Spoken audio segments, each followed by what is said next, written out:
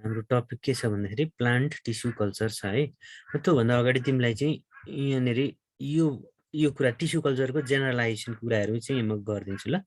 अब यो टिस्यु कल्चरको तिमीले जेनरल बुझ्नुपर्ने कुरा के छ भन्दाखेरि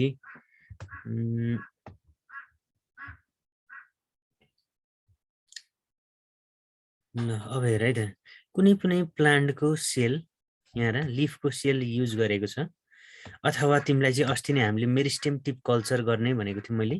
यो कुनै पनि प्लान्टको टुप्पो होइन, कुनै पनि प्लान्टको टुप्पोको सेल्सहरूलाई हामी मेरिस्टेम सेल्स, मेरिस्टेमेटिक सेल्स भन्छौँ, अथवा एपिकल मेरिस्टेम भन्छौँ त्यसलाई होइन। एपिकल मेरिस्टेमलाई चाहिँ हामीले चाहिँ अलिकति पार्ट काटेर त्यसका टिस्युहरूलाई चाहिँ हामीले चाहिँ आर्टिफिसियली प्रिपेयर्ड न्युट्रिएन्ट मिडियममा राख्यौँ भने, अथवा कुनै पनि लिप्सको सेलहरू, स्टिमको सेलहरू होइन, हामीले जहाँको पार्टलाई पनि युज गर्न मिल्छ। तर यो एपिकल मेरिस्टेमेटिक सेल्सहरू युज गऱ्यौँ भने चाहिँ हामीले चाहिँ त्यो ब्याक्टेरिया र भाइरसले इन्फेक्ट गरेको प्लान्ट छ भने पनि हामीले त्यहाँबाट चाहिँ ब्याक्टेरिया फ्री र भाइरस फ्री प्लान्टहरू चाहिँ हामीले उत्पादन गर्न सक्छौँ यो मेरिस्टेमहरूबाट चाहिँ है। अब हेर त, यो लिफ सेल्सहरू तिमीले चाहिँ एउटा क्यालस कल्चर भन्यौ। यो लिफ सेल चाहिँ हामीले एउटा भाँडामा आर्टिफिसियल्ली प्रिपेयर्ड न्युट्रिएन्ट मिडियममा राख्यौँ। त्यो आर्टिफिसियल्ली प्रिपेयर्ड न्युट्रिएन्ट मिडियममा डिफ्रेन्ट न्युट्रिसन्सहरू हुन्छन्, कार्बोहाइड्रेट, प्रोटिन्सहरू होइन, सबै कुरा जुन त्यहाँ चाहिन्छ। हार्मोन्सहरू मिसाएको हुन्छ, अक्जिन्सहरू, साइटोकाइनिन हार्मोनहरू, ग्रोथ हार्मोन, सेल डिभिजनलाई प्रमोट गर्ने हार्मोनहरू, डिफ्रेन्ट अर्ग्यानिक न्युट्रिएन्ट्सहरू, यस्ता न्युट्रिएन्ट्सहरू सबै मिसाएको चाहिँ त्यो आर्टिफिसियल्ली प्रिपेयर्ड न्युट्रिएन्ट मिडियम भन्छौँ त्यसलाई। र त्यो चाहिँ कस्तो कन्डिसनमा हुन्छ? एसेप्टिक कन्डिसनमा हुन्छ, virus free, bacteria free condition हुनुपर्छ त्यहाँनिर त्यो भाँडो। त्यसको लागि पनि ल्याबमा चाहिँ विशेष तरिका हुन्छ, त्यहाँ स्टेरिलाइजेसन गर्ने प्रोसेसहरू हुन्छ, त्यो अहिले हामी डिटेलमा पढिहाल्छौँ होइन। अब यो क्यालस कल्चर भन्छ। त्यसपछि चाहिँ यो सानो एउटा सेलबाट चाहिँ हेर त धेरैवटा सेल्सहरू चाहिँ त्यहाँनिर डिभिजन भएर चाहिँ एउटा मास बनेको छ, थुप्रो बनेको छ। त्यसलाई हामी अनडिफ्रेन्सिएटेड मास अफ द सेल्स भन्छौँ, जसको नाम अर्को नाम चाहिँ क्यालस पनि हो। यो क्यालस भनेको चाहिँ अनडिफ्रेन्सिएटेड मास अफ द सेल्स हो होइन। एउटा सेलबाट चाहिँ धेरैवटा सेल्सहरू डिभाइड, एउटा सेल डिभाइड भएर चाहिँ के भन्नु त भन त, यसरी चाहिँ धेरैवटा सेल्सहरू डिभिजन भएर चाहिँ धेरैवटा सेल्सको के भन्नु त, मास भनौँ। र यसलाई अनडिफ्रेन्सिएटेड भनेको यो अनअर्गनाइज छ। यो भनेको चाहिँ के भएको छ भन्दाखेरि छरिएको छैन। डिफ्रेन्सिएटेड भनेको छरिनु हो, अनडिफ्रेन्सिएटेड भनेको थुप्रो हो। यस्तो खालको अनडिफ्रेन्सिएटेड मास अफ द सेल्सलाई हामी यसलाई के भन्यौँ त, क्यालस भन्यौँ। यो क्यालस बनिसकेपछि अब यो क्यालसलाई चाहिँ यहाँ त यो क्यालसलाई अब फेरि डिफ्रेन्ट मिडियममा लगिएको छ। यो क्यालसलाई सुट स्टिमुलेटिङ हार्मोन हालियो पहिला। सुट स्टिमुलेटिङ हार्मोन भनेको माथिको सुट सिस्टम दिने। अब यो क्यालसलाई चाहिँ पहिला डिफ्रेन्सिएसन गरियो होइन। डिफ्रेन्सिएसन गरिसकेपछि सुट स्टिमुलेटिङ हार्मोन हालियो। सुट स्टिमुलेटिङ हार्मोनबाट चाहिँ माथिको सुटहरू आउने भयो होइन, माथिको सुटहरू आउने भयो। माथिको पार्ट, प्लान्टको माथिको पार्टहरू, टुसो होइन, माथि चाहिँ टुसो जस्तो उम्रिन्छ नि सानो हो, त्यो टुसोलाई सुट भनिएको। अनि रुट स्टिमुलेटिङ हार्मोन हालेपछि चाहिँ यो रुटहरू तल आउने भयो। सुट स्टिमुलेटिङ हार्मोनहरू अक्जिन हुन्छ होइन। हामीले त्यहाँनिर हार्मोनको कम्बिनेसन पनि छ, तिमीलाई पछि त्यहाँनिर पढिहाल्छौँ। अक्जिन, साइटोकाइनिनहरू, गिबरेलिनहरू, यस्ता हार्मोन्सहरू पनि हामी युज गर्छौँ। त्यसपछि यो सानो प्लान्टलेट जुन बन्छ, रुट र सुट हानिसकेपछि त्यो प्लान्टको सानो प्लान्टको बिरुवा सानो बन्छ, त्यसलाई हामी प्लान्टलेट भन्छौँ। त्यो प्लान्टलेटलाई चाहिँ अब ट्रान्सपोर्ट गर्ने कुनै पनि माटोमा लगेर, गमलामा लगेर होइन, अथवा हामीले प्रिपेयर गरेको ग्रिन हाउसमा लगेर त्यसलाई चाहिँ रोपियो भने त्यो प्रोसेसलाई चाहिँ हामी के भन्छौँ भन्दाखेरि माइक्रो प्रोपागेसन भन्छौँ क्या। यो एज अ होल टिस्यु कल्चरको विधि चाहिँ यो हो। तर अब यसका विभिन्न भित्र के छन् त, भित्र डिटेल कुराहरू चाहिँ हामीले पढेको छैनौँ। हामीले सुट स्टिमुलेटिङ हार्मोनको रूपमा के युज गर्छौँ, रुट स्टिमुलेटिङ हार्मोनको रूपमा के युज गर्छौँ, न्युट्रेन्टहरू कस्तो हुन्छ त्यहाँनिर, र आर्टिफिसियल्ली एसेप्टिक मिडियम चाहिँ हामीले कसरी प्रिपेयर गर्छौँ, त्यो भाइरस फ्री मिडियम चाहिँ हामीले कसरी प्रिपेयर गर्ने हो, यो इत्यादि कुराहरू चाहिँ हामी डिटेलमा टिस्यु कल्चरको डिटेलमा पढ्छौँ। यो प्रोसेसलाई चाहिँ यहाँ माइक्रो प्रोपागेसन अथवा टिस्यु कल्चर, माइक्रो प्रोपागेसन भनेकै टिस्यु कल्चर भित्रको कुरा हो। जस्तै अब योबाट चाहिँ प्लान्ट निकालेर चाहिँ हामीले प्लान्टहरूलाई हुर्कायौँ भने त्यो प्रोसेसलाई माइक्रो प्रोपागेसन भन्छ। यो त टिस्यु कल्चरकै सबै विधि नै हो। यो माइक्रो प्रोपागेसन पनि के हो त, टिस्यु कल्चर भित्रकै प्रोसेस हो है। त्यसमा नझुक्किने, माइक्रो प्रोपागेसन बेग्लै टपिक होइन, टिस्यु कल्चरमै इन्क्लुड भएको एउटा मेथड हो। ल यो मैले यसको बारेमा अलिकति भने हैन। अब यसको बारेमा हामी सुरुदेखि नै डेफिनेसनदेखि नै अगाडिबाट हेर्दै जान्छौँ। तिमीले यस्ता थप कुराहरू हैन, यस्ता थप कुराहरू तिमीले के गर्न सक्छौ त? मैले तिमीहरूको स्क्रिनसट गरिन आज। मैले यस्तो थप कुराहरू अब तिमीले के गर्न सक्छौ भन्दाखेरि हेर्न सक्छौ ल, युट्युबमा भिडियोहरू हुन्छ इत्यादि। तिमीले एक्स्ट्रा कुराहरू यसरी पढ्यौ भने मात्रै तिमीले अझ बढी बुझिन्छ क्या। होइन हाम्रो नोट भन्दा पनि अहिले त अनलाइनहरू हाम्रो नोटलाई चाहिँ एक्जामको लागि तयारी गर्ने र बुझ्नको लागि तिमीले डिफ्रेन्ट अनलाइनबाट चाहिँ तिमीले युट्युबमा हेऱ्यौ, भिडियोहरू हेऱ्यौ भने, गुगलमा सर्च गर्यौ भने सबै देखिन्छ है। अब यहाँलाई मैले यहाँ यो तिमीलाई छ यो वाट इज सेलुलर टोटिपोटेन्सी भनेर त्यहाँ डेफिनेसन पनि भनिदिएको छ। मैले भनेको थिएँ तिमीलाई प्रत्येक प्लान्ट्स लिभिङ प्लान्ट लिभिङ चाहिँ हुनुपर्छ है, फेरि डेड प्लान्ट सेल होइन। हेर त प्लान्ट सेल चाहिँ लिभिङ हुनु पर्यो। जस्तै तिमीले चाहिँ अब टोटिपोटेन्ट सेल भन्दैमा चाहिँ एउटा सुकेको ठुटो हुन्छ नि, दाउरो। त्यो सुकेको दाउरो अथवा सुकेको ठुटाको सेल भनेको त डेड सेल हो नि त। कर्क सेलहरू डेड सेलहरू हुन्, जहाँ चाहिँ स्क्लेरनकाइमा मात्रै थुप्रेको हुन्छ होइन। त्यस्ता डेड सेल्सहरूलाई ल्याएर चाहिँ म सेलुलर टोटिपोटेन्सी हुन्छ प्लान्ट टिस्यु कल्चर गर्छु भन्न थाल्यो भने हुँदैन। प्लान्ट टिस्यु कल्चरको लागि चाहिँ लिभिङ सेल्स चाहिन्छ। त्यही भएर each and every living cell of the plant has potential to develop into the whole plant भन्छ।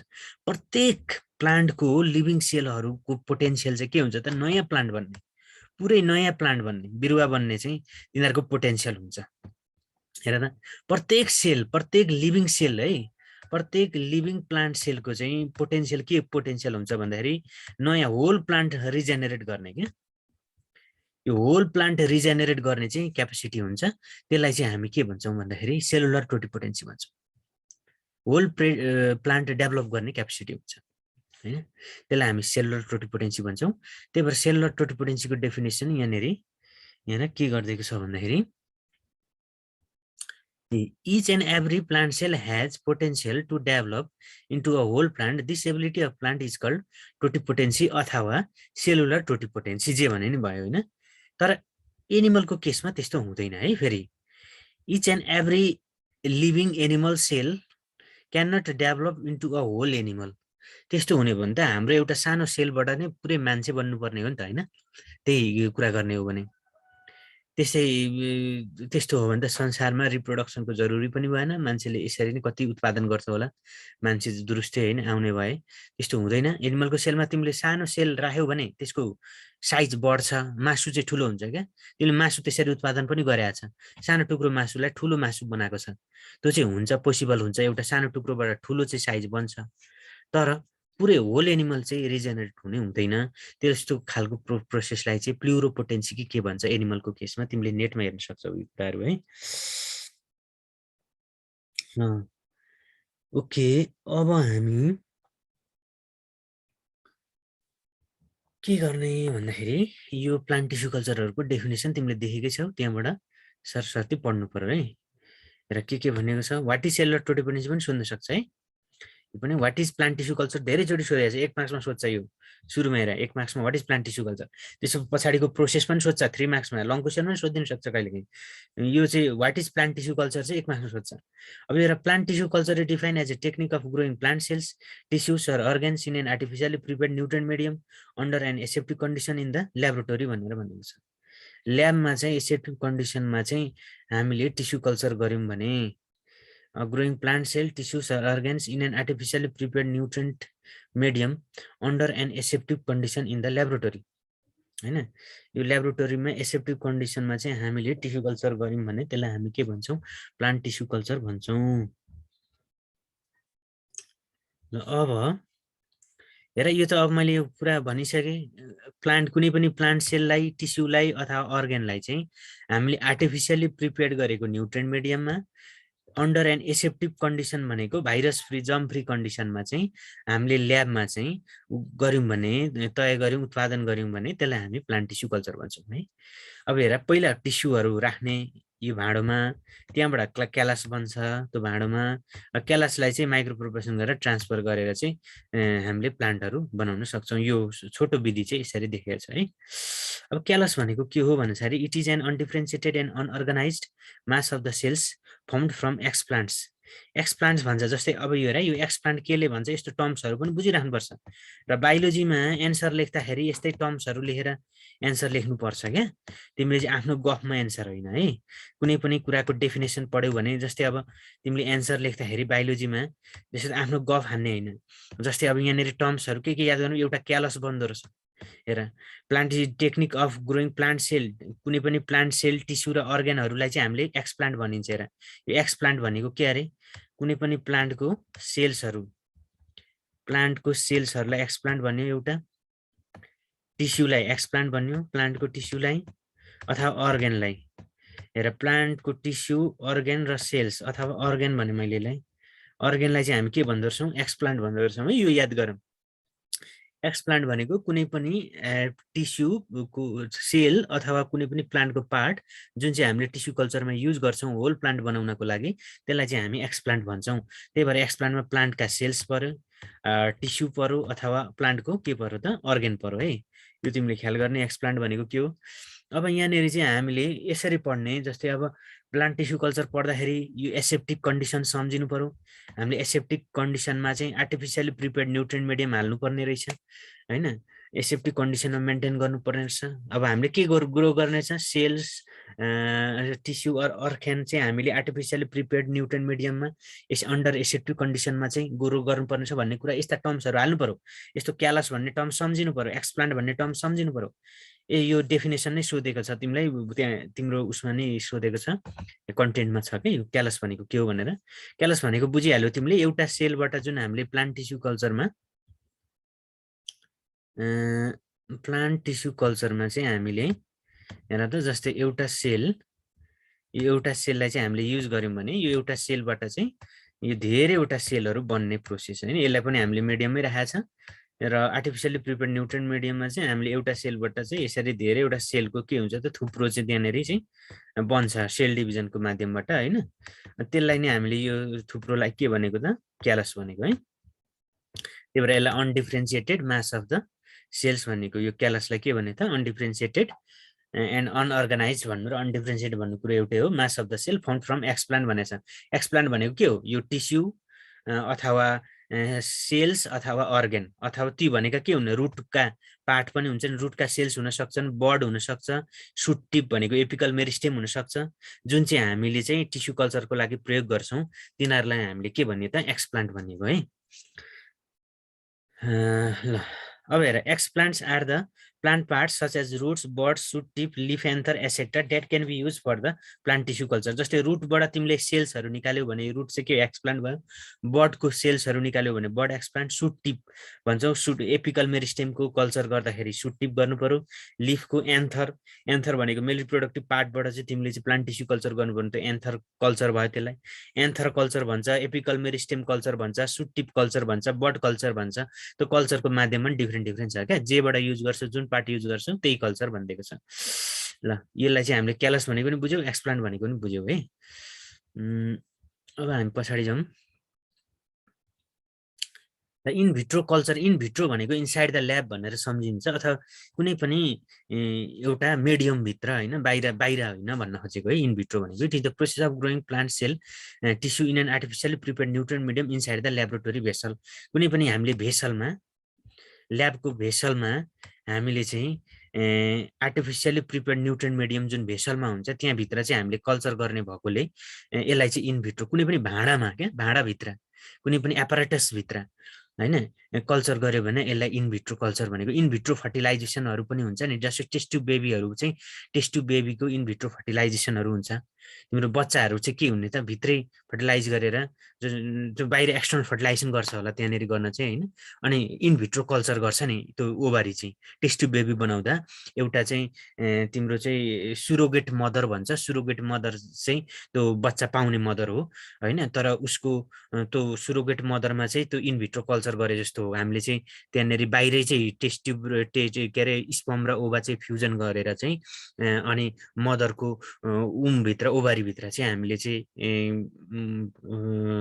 एगलाई चाहिँ हामीले मदरको भित्र भनौँ न भित्र एगहरू राख्यो भने फर्टिलाइज एगहरू राख्यो भने त्यो एग चाहिँ भित्र कल्चर हुन्छ अब भित्रै हुर्किन्छ इम्ब्रोय त्यो एग भनौँ न फर्टिलाइज एगलाई हामी ओभम भन्छौँ होइन के अरे जाइगोट भन्छौँ त्यो जाइगोटलाई चाहिँ हामीले चाहिँ त्यो भित्रै हुर्काएर इम्ब्रोय बनाउने काम त्यहाँबाट चाहिँ अब बेबी बनाउने काम चाहिँ त्यो इनभिट्रो भने जस्तो हो त्यो पनि होइन भित्रै चाहिँ के हुने त हामीले हुर्काउने काम होइन इनभिट्रो कल्चर भन्छ त्यसलाई है यो यहाँ पनि चाहिँ हामीले ल्याबभित्रको एउटा कुनै पनि एपरेटसमा भेसलमा भनौँ न त्यहाँभित्र चाहिँ हामीले टिस्यु कल्चर गर्ने भएकोले यसलाई हामी टिस्यु कल्चरको एक्जाम्पल भनेको इनभिट्रो कल्चर पनि हो होइन अब it is the process of growing plant tissue in an artificially prepared nutrient medium inside the laboratory vessel inside the laboratory vessel artificially prepared nutrient medium त्यो टिस्यु कल्चरकै जस्तो definition छ हेर त अन्डर एसेप्टिभ कन्डिसन भनेको tissue culture नै एक प्रकारको इनभिट्रो कल्चर हो है ल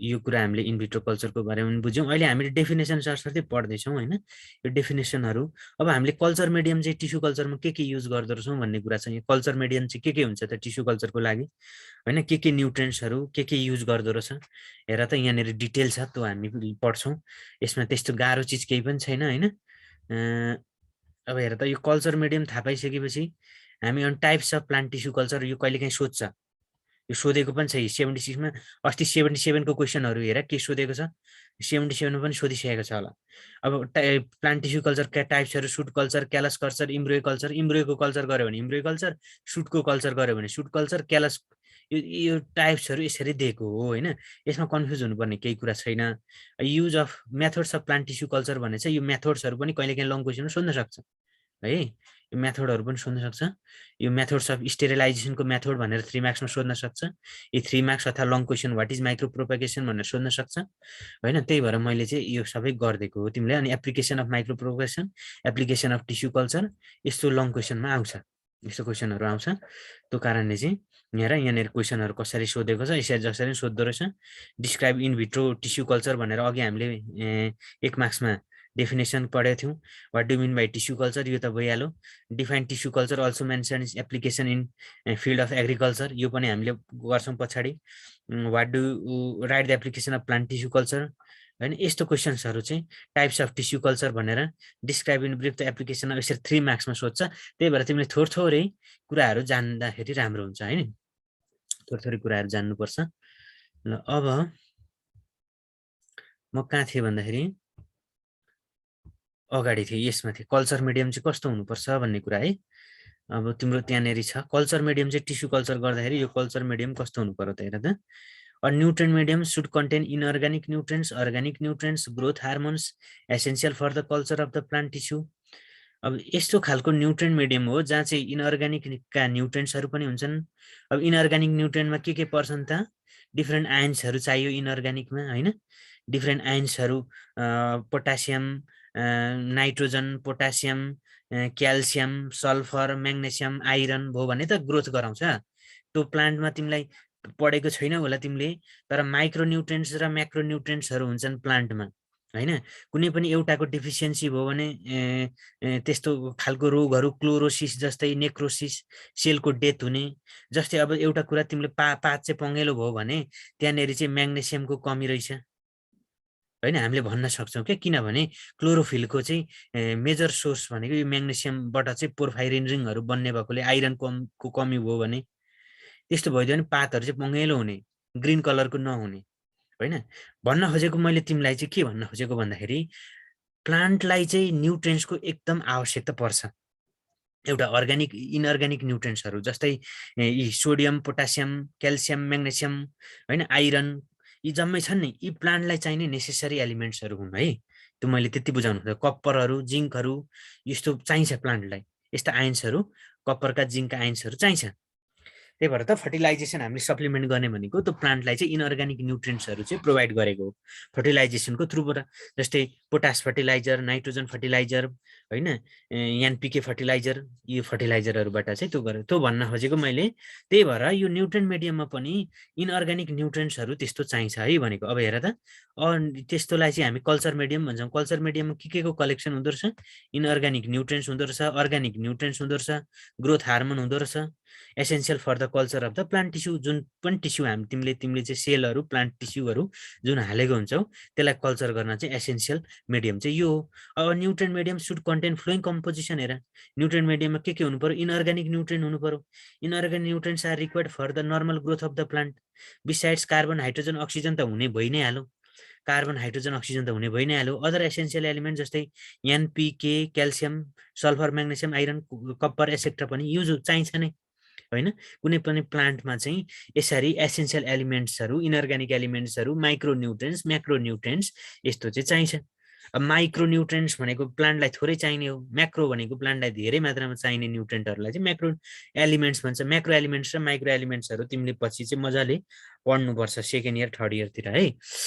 प्लान्टमा कुन कुन रोग लाग्दाखेरि कुन चाहिँ एलिमेन्टको कमी भएकोले, म्याग्नेसियमको कमीले कस्तो रोग लाग्छ, क्याल्सियमको कमीले कस्तो रोग लाग्छ, यस्तो कुराहरू चाहिँ तिमीले पछि तिम्रो एग्रिकल्चरमै डिटेलमा पढ्नुपर्छ।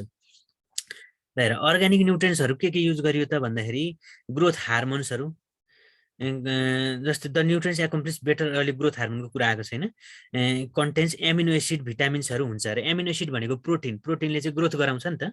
भिटामिन्सहरूले चाहिँ त्यहाँको भित्रको सिस्टमहरूलाई चाहिँ के बनाउँछ त, डेभलप बनाउँछ, वेल डेभलप बनाउँछ। भित्रका फिजियोलोजीलाई के गरिदिन्छ त, मेन्टेन गरिदिन्छ। भिटामिन्स मिनरल्सहरूले जसरी हामीलाई आवश्यकता पर्छ हाम्रो शरीरलाई, त्यस्तै ग्रोथ र ग्रोथको लागि चाहिँ एमिनो एसिड र भिटामिन्सहरू चाहिँ त्यो टिस्युलाई आवश्यकता पर्छ है। त्यही भएर एमिनो एसिड र भिटामिन्सहरू अर्ग्यानिक न्युट्रिएन्ट्स छन् होइन। त्यस्तै अर्को ग्रोथ हार्मोनमा the growth hormone use are अक्जिनहरू। यी अक्जिन, साइटोकाइनिन, गिबरेलिन यी भनेका प्लान्ट हार्मोनहरू हुन् है। जसरी मान्छेमा हार्मोनहरू भनेका तिमीले सुनेको होला। मान्छेको कुनै हार्मोनको नाम भन भने जस्तै छोरा मान्छेमा टेस्टोस्टेरोन, छोरी मान्छेमा प्रोजेस्टेरोन हार्मोन। अब यो हार्मोनको बारेमा डिटेल जोलोजीमा छ तिमीहरूको है, पढ्नुपर्छ, डिटेल छ हार्मोनको बारेमा। हामीले जोलोजीमा फिजियोलोजी पार्टहरू स्टार्टै गरेको छौँ। त्यही भएर अब भोलिदेखि चाहिँ मैले तिमीलाई क्लास चाहिँ तिम्रो 1.5 घन्टाको क्लास हुन्छ अब सधैँ। फेरि तिमीहरू कनेक्ट हुनुपर्छ है, एकचोटि कनेक्ट भएर फेरि कनेक्ट हुनुपर्छ। अब जोलोजीको पोर्सन पनि धेरै छ। अब यो बोटानीको जोलोजीको चाहिँ हामीले फिजियोलोजी, जहाँबाट एउटा लङ क्वेसन आउँछ र अरू सामान्य क्वेसनहरू पनि आउँछन्, 3 मार्क्समा 2 मार्क्समा पनि सोधिरहेको छ। फिजियोलोजी पार्ट चाहिँ मेन पार्ट हो जोलोजीको है, त्यो पार्ट हामीले गरेको छैन। त्यही भएर अर्थोमा हामीले पढेकै छैन, जोलोजीमा अर्थोम पढेको छैन होइन। अर्थोम पढ्नुपर्छ अब, लगत्तै हामी जोलोजीमा अर्थोम थाल्छौँ। त्यही भएर च्याप्टरहरू निकै बाँकी छ तिमीहरूको। त्यही भएर 2टा क्लास नगरी हुँदैन, पोसिबल नै छैन मेरो चाहिँ है। 3टा सब्जेक्ट छ तिमीहरूको, 3टा सब्जेक्टमा 2टा क्लास चाहिँ नगरी हुँदैन।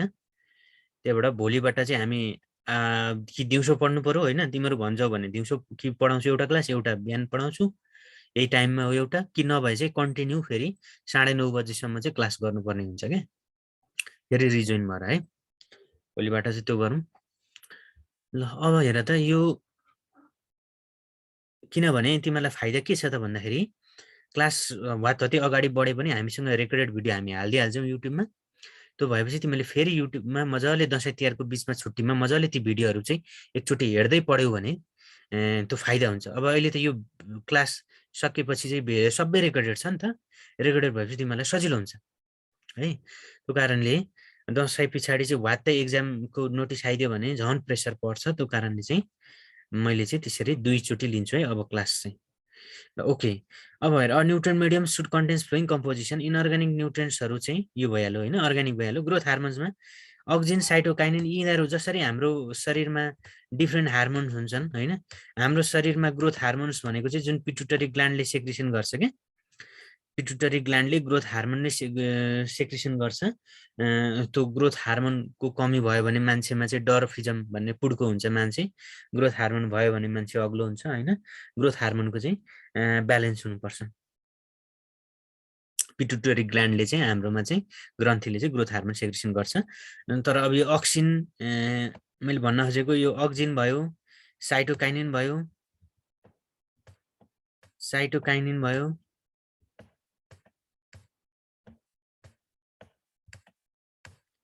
अक्जिन, साइटोकाइनिन, गिबरेलिन,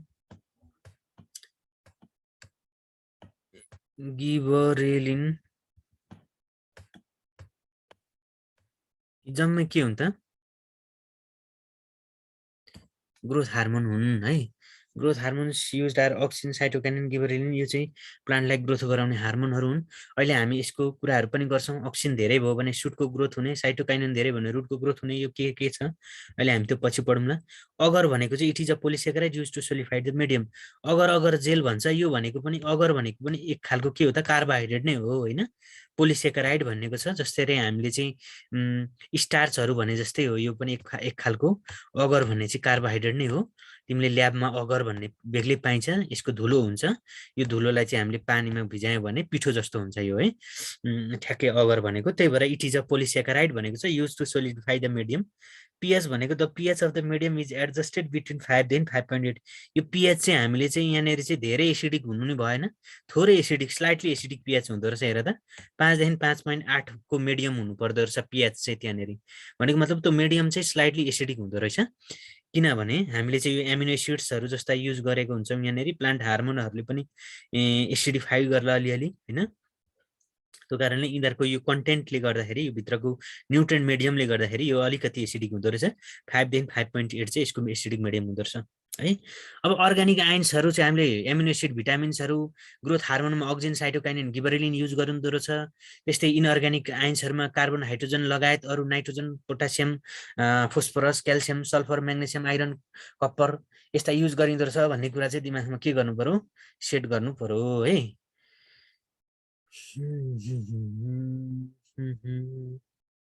ओके, अब हामी के जाने, कहाँ जाने त भन्दाखेरि नेक्स्टमा जाने ल। मेरिस्टेम भनेको यहाँ भनिदिएकै छ मैले note. Meristem it is the apical growing part of the plant which is always multiplying, it is a disease free region भनेर यहाँ लेखिदिएकै छु मैले होइन।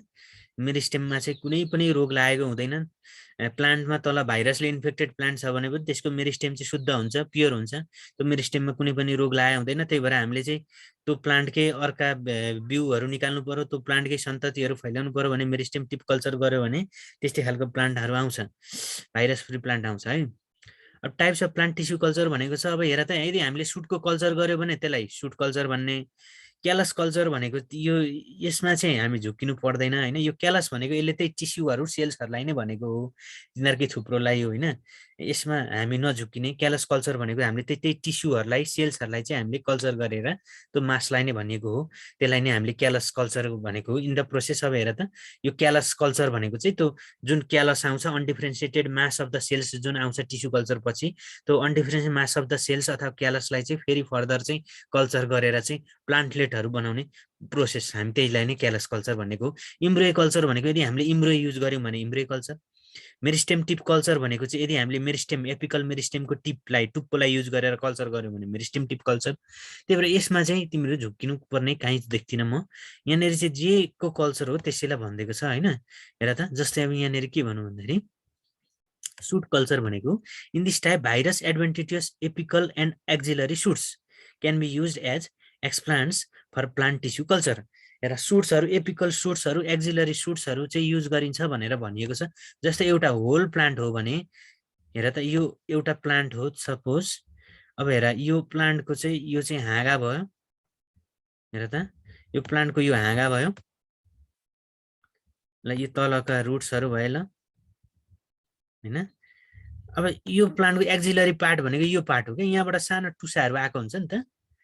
यो भनेको एक्जिलरी बर्ड भन्छ नि त यसलाई होइन, एक्जिलरी भन्छ यो पार्टलाई। हेर त, यो कुनालाई, जुन हाँगाको कुनाको पार्टलाई एक्जिलरी भन्छ है, त्यसमा नझुक्किने। जस्तै यस्ता एक्जिलरीमा राका सुटहरू अथवा यो टुप्पोमा भएका, हेर त, एक्जिलरी सुट भयो। यसलाई चाहिँ एपिकल सुट पनि भन्छ। यो एपिकल सुट भयो। र त यो एपिकल सुट भयो र यो एक्जिलरी सुट भयो। यो एपिकल भयो, यो एक्जिलरी भयो। यो भनेको चाहिँ ब्रान्च भनिदिउँ ल मैले। हेर, यो ब्रान्चको साइडबाट आएको अर्को सुटलाई चाहिँ हामी एक्जिलरी सुट भन्छौँ क्या। हेर त, अथवा लिफको साइडबाट आएको सुट, कहिलेकाहीँ यहाँ लिफ पनि हुन्छ, लिफको साइडबाट आएको जुन त्यो नोटबाट निक्लेको सुटलाई हामी एक्जिलरी सुट भन्छौँ। अब यसरी चाहिँ यो पार्ट, यो एक्जिलरी पार्ट भन्छ कि, यति पार्टलाई एक्जिलरी पार्ट भन्छ, यस्तो पार्टबाट आएको। अब यसरी हामीले यो एपिकलमा भएको सुट, यो टुप्पोलाई कहिलेकाहीँ, यो टुप्पोलाई अथवा यो एक्जिलरीमा भएको सुटलाई चाहिँ युज गरेर हामीले कल्चर, एक्सप्लान्टको रूपमा चाहिँ युज गरेर हामीले कल्चर गऱ्यौँ भने त्यसलाई हामीले के भन्छौँ त, सुट कल्चर भन्छौँ है।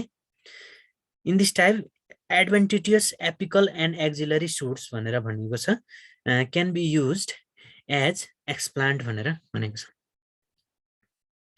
यो एडभान्टेटियस भनेको मेन चाहिँ होइन, सेकेन्डरी भन्न खोजेको है, सेकेन्डरी है। जस्तै अब यो मेन सुट चाहिँ होइन, यो एडभान्टेटियस भनेको चाहिँ तिम्रो सेकेन्डरी, यो एक्जिलरी सुट भनेको पनि यो सेकेन्डरी नै भयो। अब एपिकल सुटमा पनि मेन सुट नभइकन चाहिँ साइड साइडका हामीले अरू सुटहरूलाई चाहिँ युज गरेर हामीले के गर्न सक्यौँ त भन्दाखेरि, जस्तै हाँगाको एपिकल सुट हुनसक्छ, यो मेन ब्रान्चको एपिकल सुट नभइकन चाहिँ तिम्रो यो ब्रान्च हुन्छ हाँगाको चाहिँ माथिको टुप्पोको चाहिँ हामीले लिएर गर्न सक्छौँ होइन। यसरी चाहिँ हामीले सुट कल्चर गर्ने भनेको चाहिँ एक्जिलरी सुट अथवा एपिकल सुटलाई चाहिँ हामीले यदि प्लान्ट एक्सप्लान्टको रूपमा चाहिँ युज गरेर हामीले कल्चर गऱ्यौँ भने त्यसलाई हामीले सुट कल्चर भन्छ ल। यसको टाइम कति छ, 3 मिनट 46 सेकेन्ड्स, थोरै रहेछ। अब क्यालस कल्चर भनेको हेर त, in this process a large number of plantlets can be obtained from callus होइन। Callus when placed on solid culture medium gives a large number of plantlets in short period भनेर भनेको छ। In this process a large number of plantlets can be obtained from callus भनेको छ।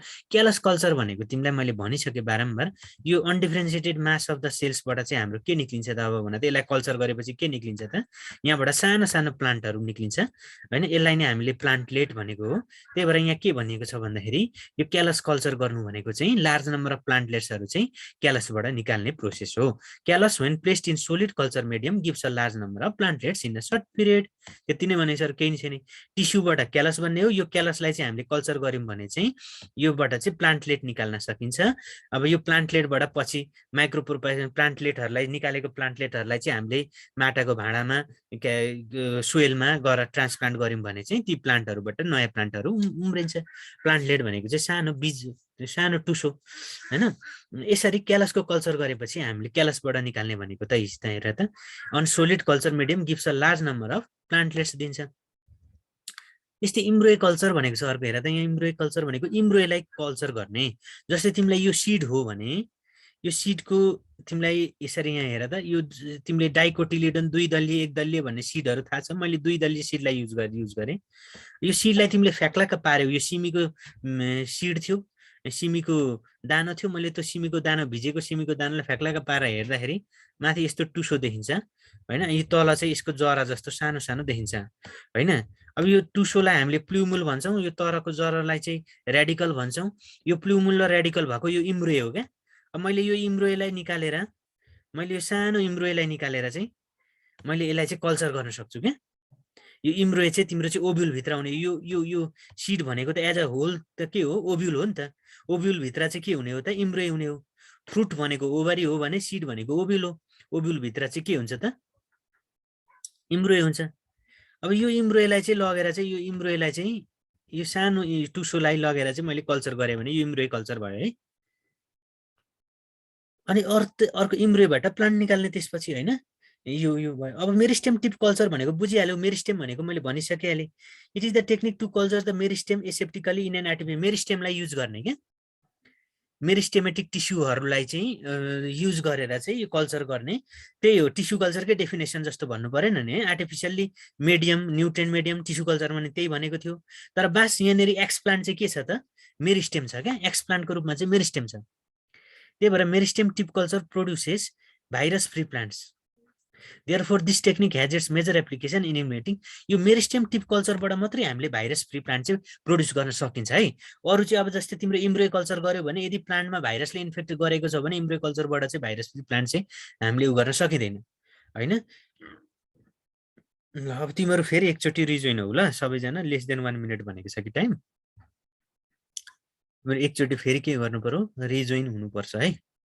एकचोटि सबैजना फेरि connect हो, मैले यहीँ अहिले चाहिँ स्टप गर्दै।